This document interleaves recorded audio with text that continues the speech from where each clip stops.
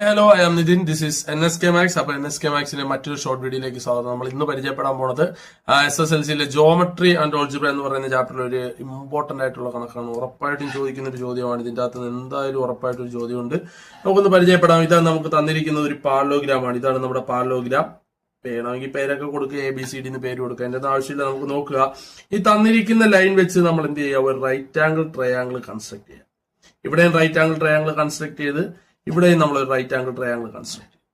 ഇനി നമ്മൾ ചെയ്യേണ്ട കാര്യം, ഈ തന്നിരിക്കുന്ന പോയിന്റുകൾ നോക്കുക. ഇതൊരു പോയിന്റ്, ഇത് മറ്റൊരു പോയിന്റ് അല്ലെ.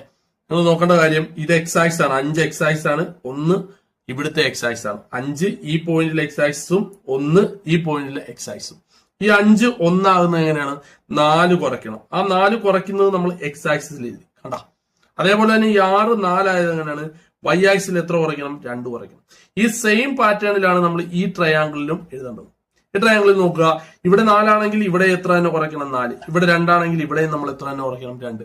ഇനി ഒന്നുമില്ല, ഇനി നമ്മൾ എന്ത് ചെയ്താൽ മാത്രം മതി, ഈ 7ൽ നിന്നും എത്ര കുറയ്ക്കുക? 4 കുറയ്ക്കുക. ഈ പോയിന്റിലെ കോർഡിനേറ്റ് കിട്ടും. 7ൽ നിന്നും 4 പോയാൽ എത്രയാണ്? 3. അതേപോലെ തന്നെ ഈ 10ൽ നിന്നും 2 കുറയ്ക്കുക. അപ്പൊ 10ൽ നിന്ന് 2 പോയാൽ എത്രയാണ്? 8. അപ്പൊ ഈ തരാതിരുന്ന കോർഡിനേറ്റ് ആയിരുന്നു ഇത്. ആ കോർഡിനേറ്റിന് ആൻസർ എത്ര കിട്ടി? 3,8.